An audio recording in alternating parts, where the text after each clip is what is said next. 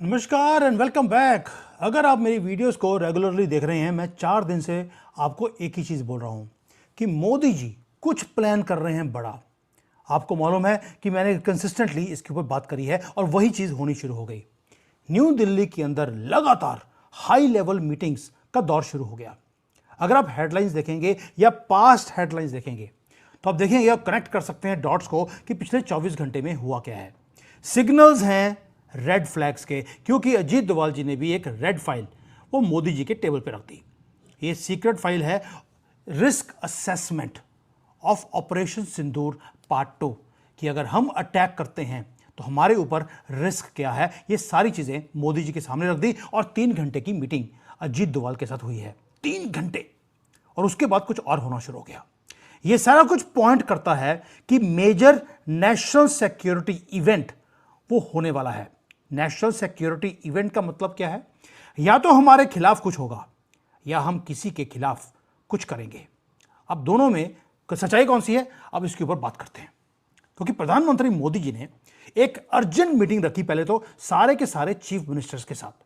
कुछ सैक्रिफाइसेस की बात उन्होंने करी है और इमीडिएटली उसके बाद एनएसए अजीत डोभाल के साथ कमरा बंद कर दिया गया, रेड फाइल खोल ली गई और 3 घंटे की हाई लेवल सिक्योरिटी ब्रीफिंग मिली है मोदी जी को। डिफेंस मिनिस्टर ने भी एक सेपरेट इमरजेंसी का सेशन लिया। क्या डिस्कस किया गया, बाद में बात करते हैं। अब एक हाई पावर कमेटी को फॉर्म किया गया है न्यू दिल्ली के अंदर। उनके अंदर कौन कौन है? सिर्फ 4 लोग, प्रधानमंत्री Modi, home minister, defence minister और फाइनेंस मिनिस्टर। इन 4 लोगों की वॉर रूम की एक इन्होंने शुरू कर दिया। ये कोई रूटीन का एडमिनिस्ट्रेटिव काम नहीं है। आप मोबिलाइज नहीं करते, स्पेशल कमिटीज को नहीं बिठाते हैं, आप मोबिलाइज नहीं करते टॉप टियर इंडियन गवर्नमेंट को कुछ छोटे मोटे इशू के लिए। आपको लगेगा कि यार तेल की कमी है, गैस हो रहा है, उसके कारण इस कमेटी को बनाया गया है। अगर तेल और गैस की कमी होती तो डिफेंस मिनिस्टर और होम मिनिस्टर बीच में नहीं बैठते, अकेली फाइनेंस मिनिस्टर बैठती और पेट्रोलियम मिनिस्टर के लोग बैठते, वो नहीं थे। इसलिए उस चीज को आप नकार सकते हैं। अब पॉलिटिकल कॉरिडोर्स के अंदर जो हो रहा है वो तो आधी स्टोरी है। अब हम मिलिट्री की तरफ देखते हैं। जो तीनों आर्म्ड फोर्सेस के चीफ्स हैं वो आज की डेट में क्या कर रहे हैं? वो मंदिरों में जा रहे हैं। आर्मी चीफ उपेंद्र द्विवेदी वो गए जगन्नाथ मंदिर ओडिशा में। एक वहां पे प्रेयर्स करी गई for the safety of Indian soldiers and their families. कोई वॉर तो हमारा हो नहीं रहा, आप इंडियन सोल्जर्स के लिए प्रे कर रहे हैं ओडिशा में जाकर। एयरफोर्स के चीफ वो एयरफोर्स स्टेशन पे बैठे होंगे? जी नहीं, वो गोल्डन टेम्पल बैठे हुए थे। और जो नेवल चीफ हैं वो नेवी का कोई देख रहे होंगे? नहीं, महाकाल का मंदिर जो उज्जैन में है वो वहां बैठे हुए थे। ये सिंपल स्पिरिचुअल विजिट्स नहीं है दोस्तों, ये डिवाइन ब्लेसिंग्स ली जा रही हैं। क्योंकि उन्हें मालूम है एक तूफान है जो या तो हम क्रिएट करेंगे या हमारी तरफ आएगा। और ग्राउंड के ऊपर अगर आप देखेंगे कि हमारी गवर्नमेंट क्या कर रही है और जो एयर चीफ कर रहे हैं वो तो अलग चीज है, ग्राउंड के ऊपर भी कुछ हो रहा है। मूवमेंट ऑफ मिलिट्री वो दिखाई देती है आपको। इंडिया ने अभी अभी एक नोटम जारी कर दिया। कहां पर? नो फ्लाई जोन किया है पंजाब, राजस्थान, गुजरात। ये तीनों स्टेट्स कहां लगते हैं? पाकिस्तान के साथ। एक मैसिव नोटम पूरा का पूरा वेस्टर्न बॉर्डर के ऊपर हमने इशू कर दिया। जैसलमेर में क्या हो रहा है? वहां पर जो इमरजेंसी के सायरन्स हैं उनको एक्टिवेट कर दिया, उनकी टेस्टिंग शुरू हो गई है।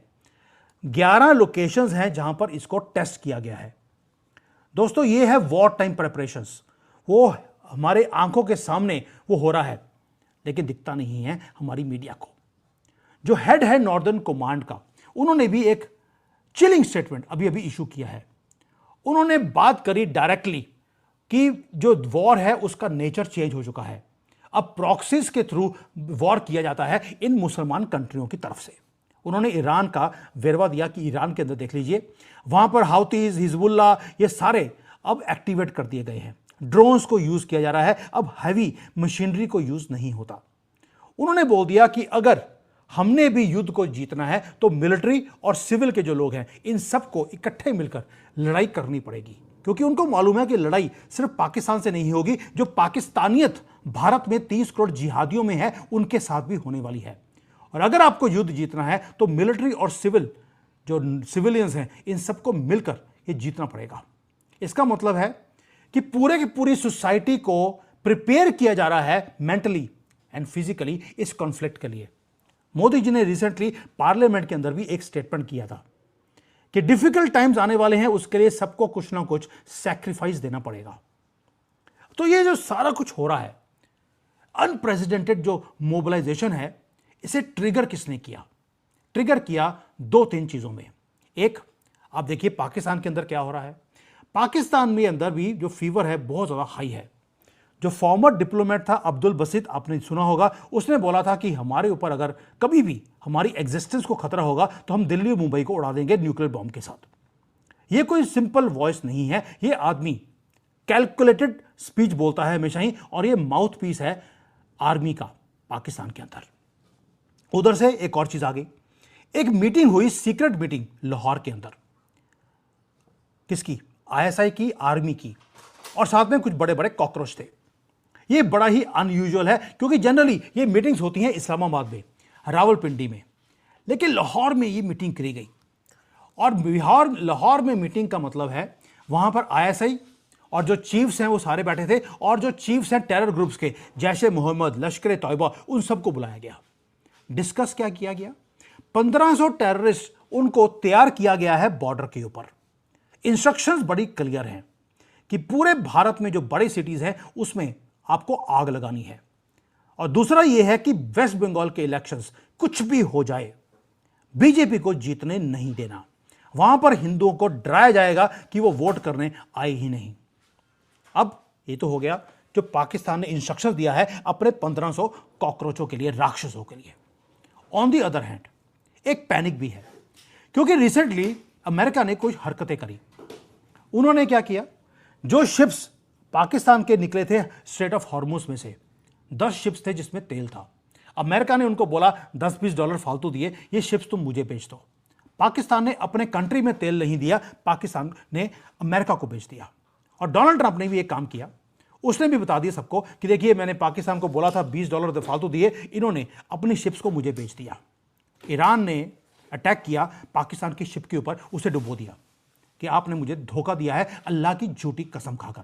भाई ईरान तो खुद अल्लाह की झूठी कसम खाता है। अगर तुम्हारे एक ब्रदर मुल्क ने, मुस्लिम ब्रदर मुल्क ने अल्लाह की झूठी कसम खा ली तो इतना गुस्सा करने वाली बात क्या थी? लेकिन नहीं, पैनिक था पाकिस्तान के अंदर क्योंकि उसे मालूम है कि अमेरिका इसे धोखा दे रहा है क्योंकि इन्होंने भी दुनिया को धोखा दिया था। अब डेस्परेशन पाकिस्तान के अंदर इंक्रीज हो रही है। तो ये जब भी डेस्परेशन में आते हैं तो इन्होंने क्या कर दिया? वही सुसाइडल डॉक्ट्राइन शुरू कर दिया। अमेरिका को धमकी दे दी आसिम मुनीर ने कि अगर हम नीचे गिरे तो हम आधी दुनिया को साथ में लेकर डूबेंगे। यानी कि एक इनका जो बसित है वो बोलता है हम दिल्ली मुंबई को उड़ा देंगे, और पाकिस्तान का आसिम मुनीर बोलता है हम आधी दुनिया को खत्म कर देंगे अगर हम ट्रबल में आए।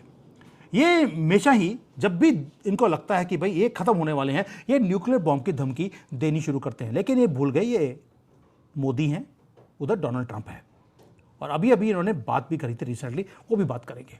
अब इंटेलिजेंस, जो इंडियन इंटेलिजेंस एजेंसीज हैं, उन्हें मालूम है कि क्या आने वाला है।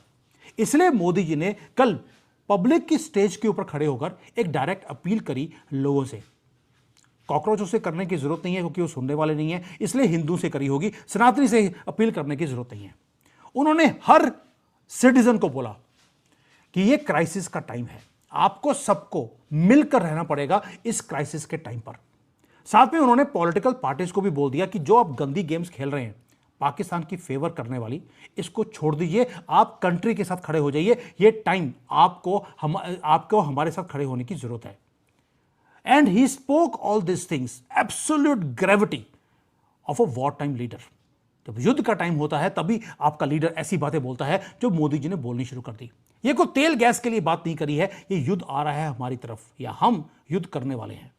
सायरेंस को टेस्ट किया जा रहा है, पूरे के पूरे जो नोटम इशू कर दिया आपने, टॉप ब्रास मोबिलाइज हो गई है, वॉर रूम तैयार हो गया है, रेड फाइल अजीत डोभाल जी की तरफ से मोदी जी के पास आ गई है और पूजा पाठ शुरू हो गया है।